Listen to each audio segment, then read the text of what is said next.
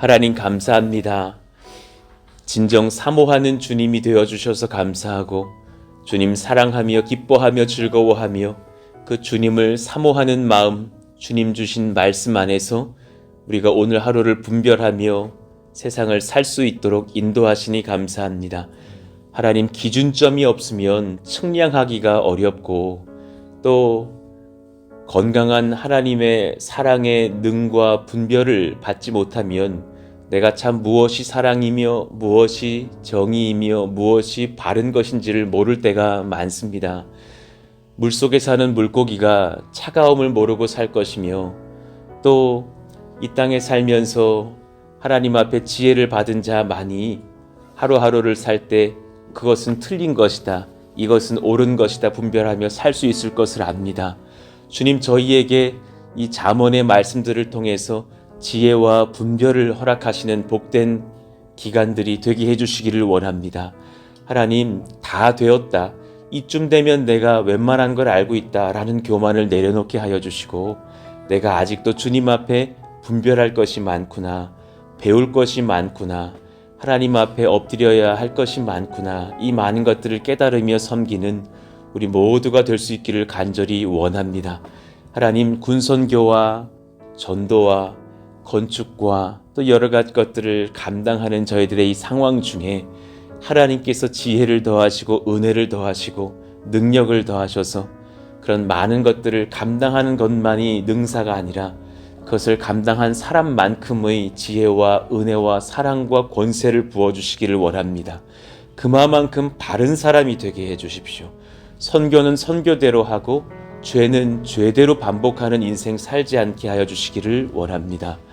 하나님, 어떤 새 가족을 수일 전에 만났더니 그래 설교 후 기도하는 목사님의 기도에 목사님도 자기 죄를 회개하는 모습을 보고 등록하기로 작정했노라는 그런 말씀도 들었습니다. 최근에 참 목회자들에게 목에 힘을 준 모습들이 많고 나는 옳고 너는 그르다라는 듯한 설교를 할 때도 많고 우리 가운데 하나님 또 그런 어떤 교만 같은 것들이 흘러가고 있지는 않은지요. 하나님, 저희를 긍휼히 여겨주셔서 날마다 우선 자기를 거울 앞에 볼 수 있는 사람들 되게 해주시기를 원합니다. 하나님의 말씀 앞에 내가 겸손히 서서 엎드리며 아무리 습관된 것이 있더라도 죄는 버리고 아무리 하고 싶지 않은 것이 있더라도 주님의 말씀이라면 순종하는 저희들 모두가 되게 하여 주옵소서. 성령께서 우리와 함께 하시기를 원하오니 기름 부으시고 인도해 주옵소서. 오늘도 주님께서 말씀하시기를 원하며 우리 주 예수님의 이름으로 기도하옵나이다. 아멘. 자, 오늘 또 새롭게 암송하실 말씀 잠언 1장 7절 말씀입니다. 여호와를 경외하는 것이 지식의 근본이거늘 미련한 자는 지혜와 훈계를 멸시하느니라.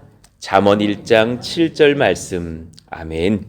자, 잠언 오늘 1장부터 나가겠는데 어제 간절히 기도해 봤더니 주님께서 잠언을 설교하기를 원하시는 마음을 주셔서 이렇게 또 잠언을 대하기로 했습니다. 1절부터 9절까지 우리 한 절씩 교독해 보시죠.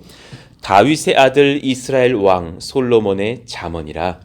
이는 지혜와 훈계를 알게 하며 명철의 말씀을 깨닫게 하며 지혜롭게 공의롭게 정의롭게 정직하게 행할 일에 대하여 훈계를 받게 하며 어리석은 자를 슬기롭게 하며 젊은 자에게 지식과 근신함을 주기 위한 것이니 지혜 있는 자는 듣고 학식이 더할 것이요 명철한 자는 지략을 얻을 것이라. 잠언과 비유와 지혜 있는 자의 말과 그 오묘한 말을 깨달으리라. 여호와를 경외하는 것이 지식의 근본이거늘 미련한 자는 지혜와 훈계를 멸시하느니라. 내 아들아, 내 아비의 훈계를 들으며 내 어미의 법을 떠나지 말라. 같이요.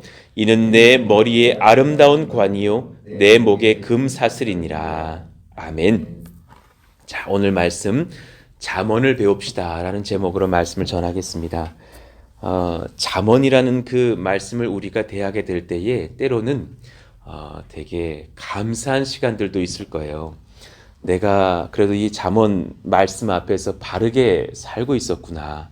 그런데 때로 어떤 지점은 내 마음을 막 콕콕 찌르시기도 하고 비수와 같은 검으로 나를 그렇게 아프게도 하시는 그런 시간들도 경험할 거예요. 아, 그것은 내가 크게 죄짓고 있었구나.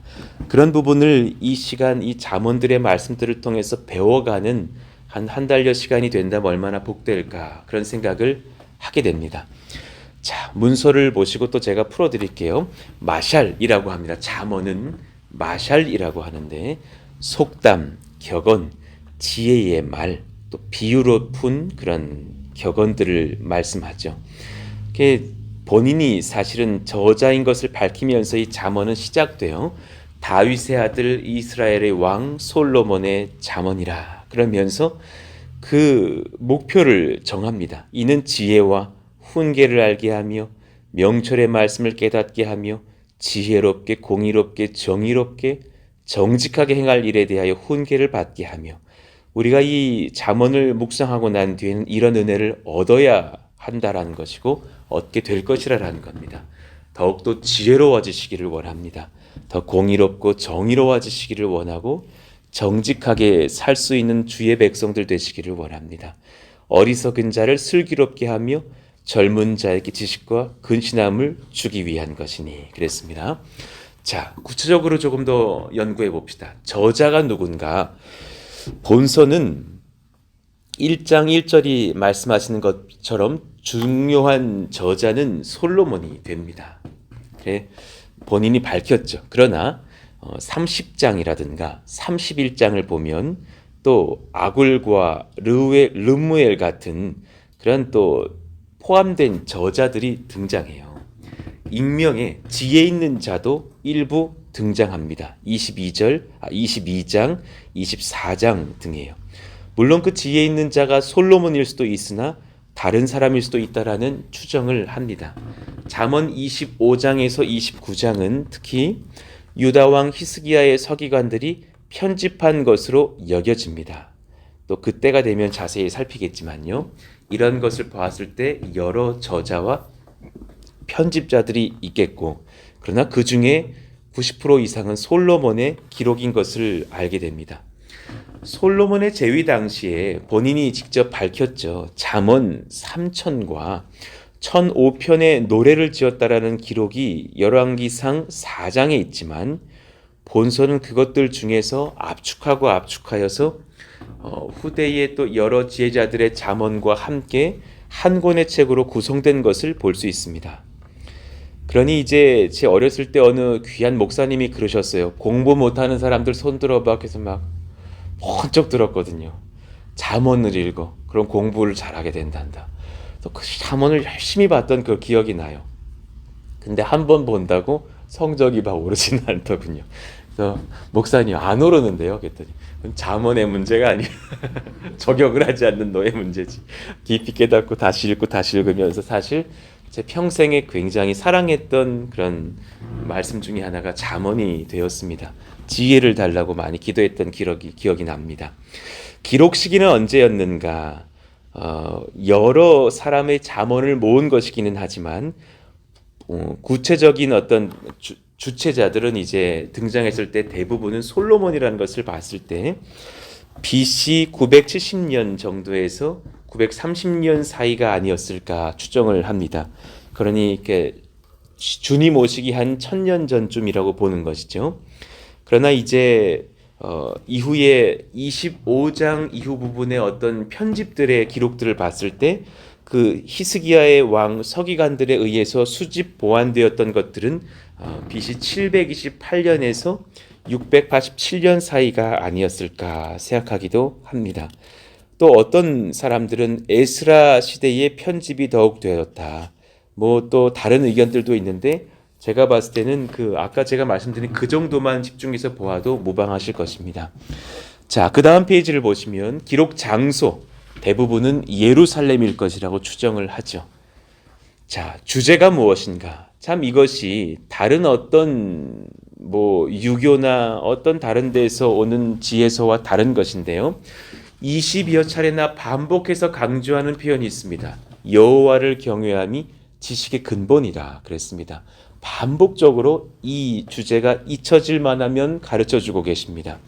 여호와를 경외하는 것이 지식의 근본이다. 그러니 이것이 사실은 본서의 강력한 주제이기도 합니다. 잠언은 세상에 사는 여러 인생들이 추구하는 탁월한 지혜, 정말 가장 탁월한 삶의 지혜를 짧은 문장들로 소개하고 있는 시가서인데요. 당대의 애굽이나 바벨론의 지혜에서도 발견이 돼요. 그러나 그것들과 이 하나님의 잠언이 다른 것은 여호와 앞에서 지혜를 얻으라는 거예요. 세상에 잘 살아가는 사람들의 이치, 지금도 무슨 교보문고 앞에 이렇게 가보시면 이렇게 인문서적 자기계발서 얼마나 많은 전략들이 막 넘칩니까? 2년 만에 10억 버는 법 이런 것들 말도 안 되는 얘기지만 그런 것을 우리가 바라게 하는 탐심을 일으키는 책들이 사실 얼마나 많습니까? 그러나 이 잠언은 여호와 앞에서 주를 경외하는 구원받은 백성으로서 세상을 바라게 살아가는 지혜를 주는 거예요. 구원받은 자는 이렇게 살아가야 된단다. 그것을 얻고 누리는 저와 여러분 되시기를 원합니다. 오늘 그 중에서 짧게 두 가지를 살피고 기도하겠습니다. 첫 번째, 잠언 1장을 연구해 봤을 때 그 중에 9절까지를 보았을 때 첫 번째 지혜는 이것입니다. 하나님께서는 주의 자녀들이 하나님의 지혜 안에서 성장하기를 원하십니다. 한번 같이 그 굵은 글씨를 한번 읽어보시죠. 시작. 하나님께서는 주의 자녀들이 하나님의 지혜 안에서 성장하길 원하십니다. 심령과 삶과 주를 위한 인내와 헌신과 열매가 풍성하길 원하시는 하나님이십니다. 예, 그렇습니다. 내 심령과 삶과 주를 위한 인내와 헌신과 열매가 풍성하기를 원하시는, 우리 모두가 성장하기를 원하시는 하나님이세요. 그 성장이라는 것이 교회의 대형화 이런 성장을 말하는 것이 아니라 내 개인의 신앙과 인격과 주 앞에서의 그런 삶의 열매의 성장들이겠죠. 자, 다윗의 아들 이스라엘 왕 솔로몬의 잠언이라, 그리고 나서 이는 이후에 제가 A부터 G까지 체크해 본 것들을 보십시오. 지혜와 훈계를 알게 하며 명철의 말씀 깨닫게 하며 지혜롭게 공의롭게 정의롭게 정직하게. 사실 여러분, 이런 많은 것들 행할 일에 대하여 훈계를 받게 한다. 그것에 끝이 있을까요? 끝이 없어요. 지금 말씀하신 것들은 끝이 없는 것들이에요. 어느 날 갑자기 난 지혜를 이제 끝낸다. 그런 날이 어디 있어요? 오늘부터 공의는 완성되었다 하는 말 고백의 순간 공의가 무너지겠죠. 거짓말을 했으니까. 지금 이렇게 말씀하신 것들은 끝없이 가야 하는 것들이에요. 그것을 주님께서 원하시고 성장하기를 원하시는 거예요. 정체되거나 퇴보하기를 원하지 않으세요. 그러니까 정말 목회자로서 안타까운 것은 어떤 분이 어떤 욕망에 사로잡혀서 거기서 끝나는 분이 계셔요. 너무너무 안타까운 거예요. 거기서 더 이상 주의 말씀 받기를 딱 잘라 거절하시는 분을 봤어요. 돈 사랑해서, 다른 것을 사랑해서. 목사님, 거기까지 들어오지 마세요. 딱 그러더니 막 교회 출석도 멀어지는 분을 봤어요. 왜 그런 줄 아세요? 본인이 성장하기를 멈춘 거예요. 내가 어딘가에 사로잡혀서 주님을 놓기로 한 지점에서 우상 숭배를 선택하는 지점이 되면 사실은 그 인격과 지혜와 사랑이 성숙되지 못한다는 것을 깨달아야 돼요. 자, 고린도전서 14장 20절, 형제들아, 지혜에는 아이가 되지 말고 악에는 어린아이가 되라. 지혜에는 장성한 사람이 되라. 무슨 말씀인지 아시겠습니까? 그러니 지혜의 반대는 악이 되는 거예요. 정말 성령 안에서 지혜로운 사람 되면 그들은 악을 분별합니다. 악을 떠납니다. 장성한 사람이 되어갈 수 있으려면 사실 악에는 무지한 자가 되고 지혜에는 밝은 자가 되어야 합니다. 하나님은 그것을 원하시죠. 날마다 너희들이 성장해서 장성한 자가 되라. 에베소서 4장 13절 우리 같이 읽어봐요. 시작. 우리가 다 하나님의 아들을 믿는 것과 아는 일에 하나가 되어 온전한 사람을 이루어 그리스도의 장성한 분량이 충만한 데까지 이르리니. 예, 아멘입니다. 우리가 주님의 장성한 분량, 성장하여져서 예수님 닮은 충만한 사람 되기를 원한다고 주님은 날마다 그렇게 우리 가운데 성장을 명하시는 거예요. 그러니 성경에서 대충이 이해가 안 되실 거예요. 아유, 뭐 대충 좀 하지 뭐. 성경을 따르는 사람과 대충은 맞지가 않아요. 성경과 적당히는 맞지 않아요. 아유, 좀 적당히 하지 뭐. 그것은 맞지 않아요. 제가 어제 열심히 성경에 나오는 단어를 셌는데요. 자, 보십시다. 성실 48회. 점점 많아지는 것들로 적어놨어요. 충만 76회. 신구약을 합쳐서. 명철 76회. 얼마나 바라시면 명철해라 명철해라 명철해라 그 잔소리를 76번. 그러니까는 여러분 부모님이 명철을 76번 말하면 그때 확 낼 거 아닙니까? 그만 좀 해! 근데 하나님은 76번이나 말을 하셨다고. 얼마나 우리가 명철하기를 바라셨으면. 정결 123회, 능력 187회, 공의 192회, 심지어 지혜 482회, 사랑 660회, 구원을 오죽이 원하셨으면 구원 577회, 구원받기를 원한다, 사랑하기를 원한다, 내가 너를 사랑한다, 지혜 얻기를 원한다. 지혜는 무려 482번을 언급하시면서 얼마나 그것이 귀한 것인지, 그리고 그 뒤로 갈수록 사실 하나님의 구원과 관련된 것들이니 성경이 말씀하시는 지혜는 결국 구원에 이르는 길을 제시하고 있다는 것을 알게 됩니다. 이런 것으로 주님께서 우리가 성장하기를 원하십니다. 한번 따라해 봅시다. 주 안에서 성장하겠습니다. 적당히 살지 않겠습니다. 굉장히 중요한 것입니다. 자, 그러려면 오늘 그 중에 가장 귀한 전제 첫 번째를 말씀드립니다. 두 번째 지혜인데요.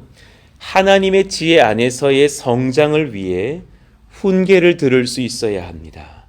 주 안에서의 인격의 성숙은 오답 정리를 하는 중에 일어납니다. 굉장히 중요한 지혜예요. 다시 한번 들어보세요. 하나님의 지혜 안에서의 성장을 위해 훈계를 들을 수 있어야 합니다. 주 안에서의 인격의 성숙은 오답 정리하는 중에 일어납니다. 제가 정말 종종 한번 언급하잖아요. 공부 잘 못했을 때에 진짜 열심히 했는데 성적이 안 오르는 거예요. 오죽하면 고3 때 요즘 친구들 공부하는 거 보면 솔직한 말로 진짜 공부도 아닌 것처럼 우리들 왜 어릴 때 공부해 보신 분들 계시잖아요. 모의고사 문제집을 국어만 70권을 풀었다고요. 모의고사 문제집 국어를 허리까지 오는 것을 봤어요. 세상에, 그런데 성적이 안 올라요.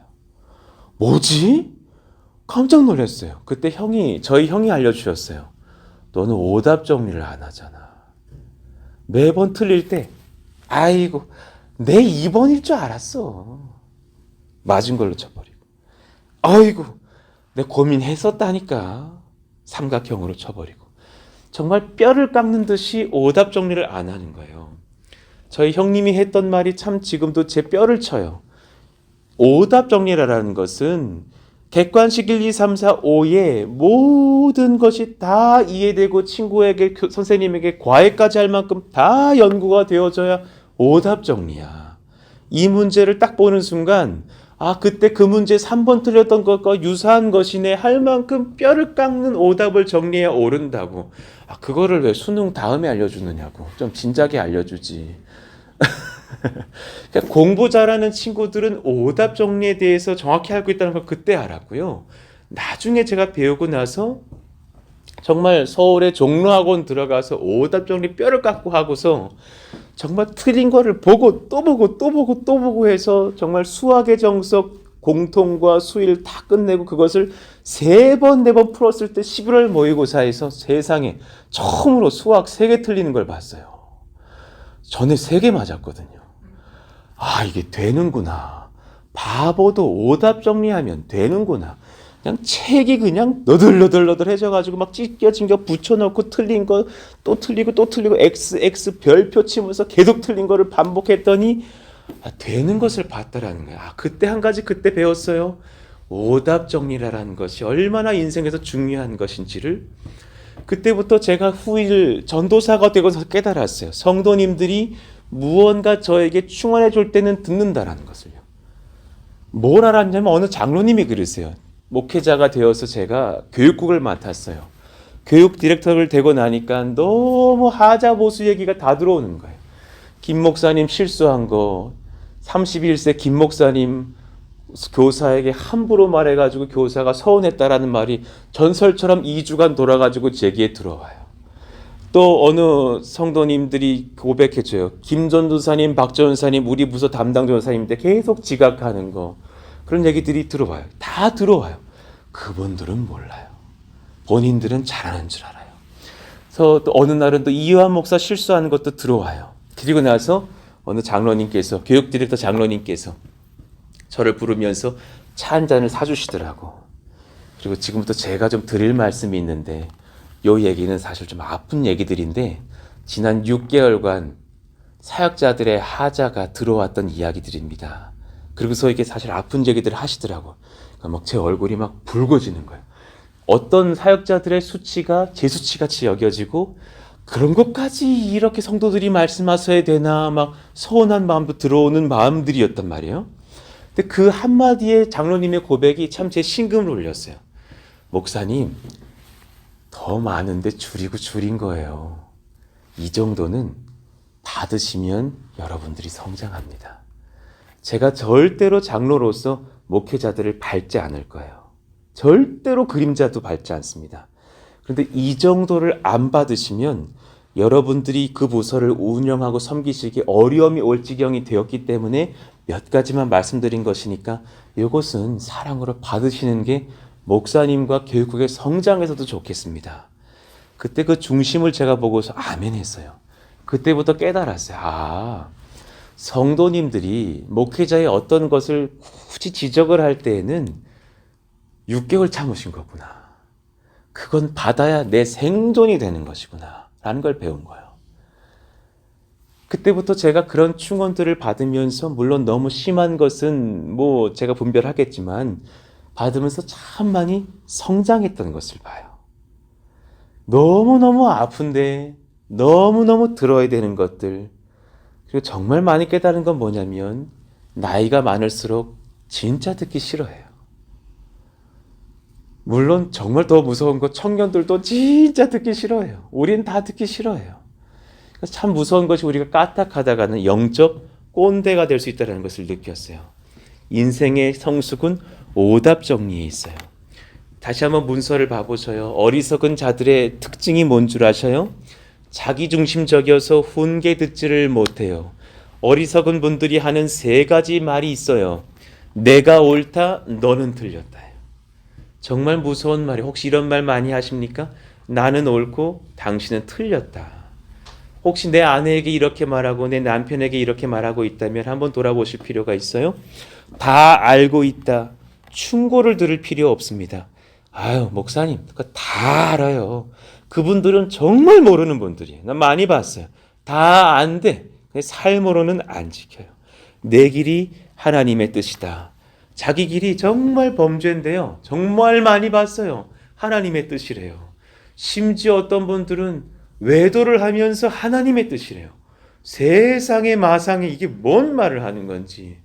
엄청난 범죄를 짓고 있으면서 그렇게 말하시는 분들 봤어요. 그리고 사랑하는 가까운 자들이 충고할 때, 아내의 충고, 목회자의 충고, 누군가의 충고를 들을 때에 너 때문에 제가 안 됩니다. 너 때문에 내가 안 돼.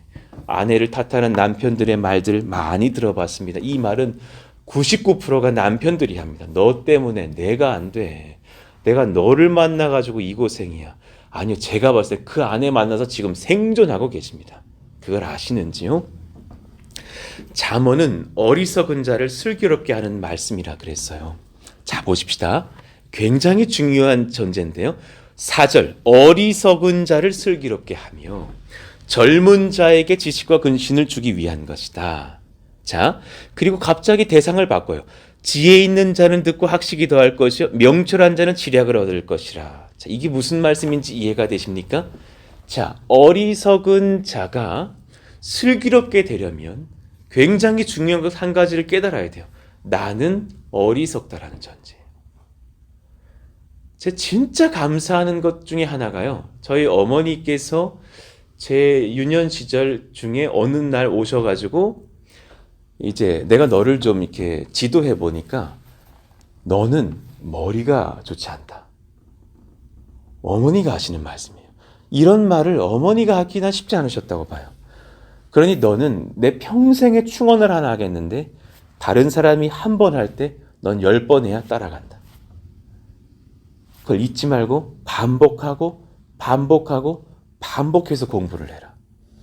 너는 기본적으로 수학을 3번은 풀어야지 이해하는 어리숙한 사람이다. 그래서 방학 때 문제집 한두 권을 2번, 3번 지워주시면서 풀게 하셨어요. 나중에 진짜 독한 어머니셨어요. 답이 1번인 게 지우개로 지우니까 보여. 그러니까 1번에 내가 동그라미를 쳤잖아요. 2번, 3번, 4번, 5번 다 동그라미를 치고 지우시는 거예요. 아이고 독하셨어요. 그래서 제가 옆에다가 거기도 동그라미 치고 옆에다가 가로에다가도 1번을 써놨어요. 세상에 저희 어머니 1번을 써놓은 데다가 2번, 3번, 4번, 5번을 써놓고 지우셔요. 완전히 혼미하게 만들어 놓고. 정말 인생의 오답을 정리하게 하시려고 그렇게 시키셨던 기억이 나요. 지금 제가 사실은 그 방식의 10분의 1 정도만 방학 때 은찬이를 가르쳐줘요. 개척 중에 너에게 학원 보낼 내 돈은 없고 학교로 와라. 교회로 와라. 이요한 수학교실 열어주겠다. 그래가지고 풀어라. 그러고서는 지워라. 그러고서 이제 그러고 있는데 애가 학교 가가지고 하는 말이 뭐냐면 선생님 하는 거 다 알아듣겠다는 거예요. 이 방학 때 미리 하고 보내거든요. 제가 2학기 거 끝내고 학교를 보내거든요. 그러니까 그런 거예요. 사실 물론 좀 둘째는 좀 다르대. 둘째는 좀 체질이 달라요. 이렇게 가리키려면 이렇게 뒤로 누우면서 막 울기 시작하는 걸 보고 자고 싶어요 아버지 뭐 이런 걸 보거든요. 얘는 종자가 다르구나. 얘가 약간 이요한가구나. 그거 많이 느끼는데. 그러니까 내가 뭘 느끼냐면 어리석다라는 것을 깨닫게 하신 것이 제게 정말 감사했어요. 그 말은 무엇인 줄 아세요? 어리석은 자가 어리석다라고 인정하는 것은 그 4절의 대상자가 5절의 대상자로 바뀌는 순간이에요. 그러니 그 어리석다는 걸 깨달은 자는 학식이 더할 거예요. 그 사람을 주님은 지혜로운 자라 그러는 거예요. 젊은 자, 나는 아직 철이 없는 젊은 자라는 뜻이에요. 이 아직 철이 없는 자가 지략을 받기 시작하면 그 사람은 명철한 자가 된다라는 뜻이에요. 하나님, 우리 가운데 그렇게 들을 귀 있는 자가 될 수 있는 내가 어리석구나. 내가 아직 내 인생의 지략으로선 철이 없구나. 라는 것을 깨닫는 겸손이 일어나게 하여 주시옵소서. 그러기 위해서 필요한 것이 있으니 바로 여러분 훈계라는 단어예요. 너무나 명철한 주에 붙들렸던 솔로몬의 말씀이 잠언에만 훈계라는 단어가 24번 등장하는데요. 항상 지식과 지혜와 명철 등의 단어 옆에는 거의 항상 훈계가 들어가요. 훈계는 아픈 단어예요. 징계하다, 징벌하다, 초달하다, 회초리 된다라는 단어죠. 그것을 훈계라 그래요. 내가 너를 오늘 좀 훈계하겠다라는 말은 구약의 언어로 내가 오늘 너에게 좀 회초리를 대겠다라는 말씀이에요. 그러니 어떤 무슨 비타민 먹을 때 꼭 요거랑 같이 먹어야 된다면서요. 뭐 잘은 모르겠지만 그래야 뭐 흡수율이 높다면서요. 뭐 그런 거 있잖아요. 그래가지고 결국 요거 먹으려니까 요거 먹어 요걸 여기가 이만큼 드시잖아요. 그렇게 되는 이유가 뭐예요? 성경도 마찬가지인 거예요. 너희가 지혜를 얻기 원하니 훈계를 같이 가야 된다라는 말씀이에요. 잠언 1장 2절 이는 지혜와 무엇을요? 훈계를 알게 하며 명철의 말씀을 깨닫게 하며 잠언 1장 3절 지혜롭게 공의롭게 정의롭게 정직하게 행할 일에 대하여 무엇을요? 훈계를 받게 하며 회초리를 대신다라는 거예요. 잠언 1장 7절 여호와를 경외하는 것이 지식의 근본이거늘 미련한 자는 지혜와 훈계를 멸시하느니라. 잠언 1장 8절 내 아들아 내 아비의 가장 너를 잘 알고 있는 너의 아버지의 훈계를 들으며 내 어머니의 법을 떠나지 말라. 주님의 말씀입니다. 자, 그러니 지혜는 주님 말씀 앞에서 훈계를 받을 때 일어나요. 자기 반성과 깊은 회개 속에서 내 삶이 돌이켜질 때 일어나요. 오늘 여러분 그 훈계 받을 것이 무엇인지를 한번 돌아보시기를 원해요. 제가 그 수만 가지 것들 중에서 오늘 한 가지를 말씀드릴게요. 여러분, 지금 여러분의 삶 가운데에 내가 불로소득에 의지하고 있는 것들 한번 잘 돌아보세요. 그거 하나님 별로 원하시지 않아요. 잘 깨달아 주셔야 돼요. 잘 보세요. 이요한 목사가 어떤 분에게 교회의 귀한 일을 맡기고 싶다 하면 이 몇 가지를 볼 거예요. 첫 번째, 성실하게 일하시는 분인지를 볼 거예요. 두 번째, 그가 어떤 불로소득에 심취되어서 그렇게 그것을 집중하고 있지 않은 사람을 고를 거예요. 잘 이해가 되십니까? 자, 주식, 감히 말합니다. 거기 너무 집중하지 마십시오. 감히 말합니다. 비트코인, 집중하지 마십시오. 하나님이 원하시는 길 아닙니다. 땅 투기, 집중하지 마십시오. 이 세 가지 것들 지금 너무 현대사회에 만연하는 것들이죠. 이 무식한 자들아, 그거 해야지. 그거 당연한 거야. 그거 기본적인 거야. 그러나 하나님이 그걸 원하실까? 어디 잠언에서도 그것을 말씀하시지 않습니다. 주신 것에 만족하고 성실하게 땀을 흘리면서 일하고 그리고 지출을 줄일 것을 말씀하시는 거예요. 정말 많은 청년들과 많은 장년들에게 만나봤을 때 거의 대부분의 그분들의 가난은 지출의 문제예요. 막 새 나간다고요. 그리고 그것을 막 갚으려고 빚을 내고 빚이 빚을 낳고 하는 것이에요. 뜨끔뜨끔 하신 분들이요, 오늘 회초리를 맞으십시오. 귀 있는 자는 들을지어다. 그리고 끊어내십시오. 제가 그분들과 푸동이 같이 갈 수 없다는 것을 이야기 드려요. 제가 그분들에게 교사를 맡기고 싶고, 다 여러분들의 얘기죠. 그분들에게 나중에 교회학교 부장도 맡기고 싶고, 그분들에게 무슨 중요한 봉사도 맡기고 싶고, 선교국도 맡아주세요, 무슨 국도 맡아주세요 하고 싶은데 그분들이 비트코인에 빠져있다? 절대로 못 맡겨요. 절대 못 맡긴다고요. 그분들이 언제 폭망할지를 알 수 없기 때문에, 그분들이 주식에 어떻게 될지를 알지 못하기 때문에. 그래, 어떤 주식에 빠졌던 어떤 성도를 저희들이 알아요. 그분과 제가 최선 다해서 대화해서 3번 만났어요. 한 번도 제가 양보하지 않았어요. 성령이 원치 않으신다. 영적 전쟁을 치르세요. 결국은 저에게 쓴소리를 막 하시더라고요. 받지 못해요. 저는 그런 하나님을 만났습니다. 세상에 어디 그런 하나님이 있느냐고. 그건 안 됩니다. 하나님은 바라시는 것이 무엇이냐면 땀을 흘리고 일하라 그랬어요. 그리고 나서 그것을 잘 모으고, 그리고 나선 주를 보는 거예요. 주님께서 나에게 10억을 모으라고 말씀하신 적이 없어요. 100억을 모으라고 말씀하신 적이 없다고요. 지금 저의 재산 별로 없어요. 있는 것도 다 드렸고 한 번도 굶은 적이 없어요. 자꾸 살이 쪄서 문제지 굶은 적이 없어요. 하나님께서 원하시는 것이 무엇이냐면 성실하게 일하고 거기서 자족하는 것을 배우면서 주 앞에서 집중하시라라는 거예요. 지금 여러분의 통장에 얼마가 모여 있습니까? 그래, 왜 그렇게 됐습니까? 주 안에서 성실하게 버시고 지출을 줄이시고 빚을 줄이십시오. 어리석은 투자들을 줄이십시오. 건축 헌금 내기 위해서 이거 이렇게 복권 사시는 분이 있다 들었어요. 바라지 않습니다. 바라지 않습니다. 바라지 않습니다. 그걸 원하지 않습니다. 하나님 그거 원하죠. 절대로 복권 되지 않습니다. 자, 오늘 말씀을 한번 잘 정리해 보십시다. 하나님, 제 안에서 정말 주가 원하시는 것이 무엇일까? 잘 초달을 받으십시오.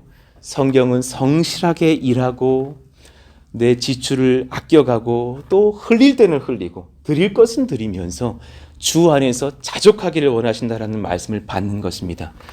누군가에게 교회의 일을 맡길 때에, 그에게 어린이 부서 교사라도 맡기고 부장을 맡길 때에 저는 그분의 재력을 보지 않을 것입니다. 그러나 그분의 성실하고 건실한 삶, 그의 삶을 아내가 존경하는지, 아이들이 기뻐하는지, 그가 100만 원을 남기든 월 수입에서 200만 원을 남기든지 간에 최선 다해서 헌신하고 저축하고 모으면서 살아가는 성실한 주의 백성인지를 저는 볼 것입니다. 하나님은 오죽하시겠느냐라는 말입니다. 주님께서 그렇게 말씀하시는 그런 지혜들을 배워가는 저와 여러분 되시기를 원합니다. 자, 말씀을 정리합니다. 잠언을 배웁시다. 오늘 첫 번째, 주님께서 성장하시기를 원합니다. 내 마음 안에 내 성장할 것이 무엇인지를 돌아보십시다. 두 번째, 성장을 위해 훈계 들을 수 있어야 합니다. 인격의 성숙은 오답 정리 안에 있습니다. 하나님 잘 점검해 보시면서 내 인생 가운데 하나님이 원치 않은 것들은 끊어내고 선한 것들을 받아 누리는 저희들 모두가 되기를 원한다고 기도하시기를 원합니다. 오늘 말씀을 듣고 또 우리가 중보하기를 원합니다. 아무개가 누구가 우리 가족의 누구가 하나님 이 잠언의 말씀들을 통해서 성장할 수 있기를 원합니다. 주님 만날 수 있기를 원합니다. 역사하시고 인도하시고 다듬어 주옵소서. 같이 그렇게 주여 한번 부르짖고 기도합니다. 주여! 하나님 감사합니다. 하나님의 은혜를 구하며 나아갑니다. 성령의 능력을 구하며 나아갑니다. 하나님의 말씀을 구하며 나아갑니다. 성령님 그렇습니다. 우리는 세상 사람들 앞에서 참 어리석은 자입니다. 우리는 참 바보와 같은 자입니다. 우리는 사실 주 앞에서 주식도 금하고 비트코인도 금하고 하면서 사실은 살아갑니다. 전문가들은 말하죠. 그것에 투자해야 된다고. 그래야지만 너의 100만 원이 나중에 1000만 원이 될 것이고 너의 1000만 원이 나중에 10억이 될 것이라고 말하죠. 그러나 하나님이 원하시는 길은 그런 불로소득에 집중하는 인생이 아닙니다. 성경에 그렇게 말씀하신 적이 없습니다. 성실하게 땀을 흘리면서 주 앞에서 그렇게 근신하여서 성실하게 살아가라 말씀하십니다. 물론 내 인생에 그런 것들이 또 어느 지점에 필요한지도 모르겠으나 본질을 놓치지 않고 살아갈 수 있는 지점들의 인생들의 그 지혜를 얻기 원합니다. 성실하게 하여 주시고 지혜를 얻게 하여 주시고 근신하게 하셔서 정직하게 성실하게 주를 위해 살아가는 일꾼들 다 될 수 있도록 하나님이 도우시기를 원합니다. 교회에 존경받는 어린아이들을 지도하는 교사 한 명이 되더라도 그에게 삶의 비트코인으로 인해서 빚이 많고 어리석은 삶이 많다면 그가 어떻게 아이들을 가르칠 수가 있겠습니까? 그의 관심이 얼마나 올랐는지에 늘 있어서 휴대폰을 늘 들여다보면서 내 주식값에 올라감을 바라면서 살아갈 텐데 그에게 이미 두 주인이 있는데 어떻게 그가 주님을 위하며 살아갈 수가 있겠습니까? 하나님 내 마음을 주님 잘 돌아보게 하여 주시고 성령 안에서 주님 안에서 우리의 것들을 분별하며 서는 저희들 모두가 되기를 원하오니 성령님 기름 부으시고 인도해 주옵소서. 성령의 지혜, 말씀의 지혜, 하나님 성령께서 거룩하게 역사하시는 그 임재를 경험하면서 우리가 초다를 받습니다. 때로 매우 회초리를 맞습니다. 하나님 5대 10대 맞을 때에 내가 내 죄를 깨닫고서 하나님 앞에 돌아오는 역사가 일어나기를 원하오니 인도해 주옵소서. 우리의 대부분의 문제는 우리가 300만 원밖에 벌지 못하기 때문에가 아니라 우리의 삶의 허황된 지출들이 300만 원을 넘어가기 때문이 아닙니까? 하나님 그래서 빚이 빚을 낳고 그래서 카드론을 낳고 그래서 연 15% 16%의 이자를 떼면서 우리가 엎드려지는 것이 아닙니까? 하나님 긍휼히 여기시고 불쌍히 여기시기를 원합니다. 하나님 사랑하시는 청년들과 대화할 때에도 얼마나 그런 연약한 것들이 많은지 주여 불쌍히 여기시고 우리를 치료하시기를 원합니다. 우리 주님 저를 치료하시기를 원합니다. 우리 사랑하시는 권속들을 주님께서 치료하시기를 원합니다. 성령이여 기름 부어주시고 하나님 말씀하시며 서게 하시기를 원합니다. 우리의 삶 가운데에 주님 정결을 허락하여 주시고 우리의 삶 가운데 주님 음란이 떠나가게 하여 주시며 내 사랑하시는 허락하신 아내와 아이들과 남편에게 존경받고 사랑받으며 섬길 수 있는 은혜와 권세가 넘치는 우리들이 다 될 수 있기를 원합니다. 성령이여 함께하여 주시고 우리와 동행하사 은혜를 얻고 힘을 얻기를 원합니다. 하나님 그래요. 우리가 그런 것들에 집중하는 것보다 하나님이 무엇을 원하시는가, 주께서 무엇을 원하시는가, 거기에 집중해서 살아갈 수 있는 저희들 모두가 되기를 원하오니 성령이며 기름 부으시고 인도해 주옵소서. 성장을 위해서 우리가 훈계를 들을 수도 있게 하여 주시고 주의 은혜를 쫓아 살아가는 저희들 모두가 되기를 원하오니 하나님 이끄시고 지도하여 주옵소서. 때로는 주 앞에서 세상을 사람들 앞에서는 어리석은 사람들로 취급받더라도 주를 위해서 즐거이 헌신하는 주의 백성들 다 될 수 있도록 역사하시고 인도해 주시옵소서.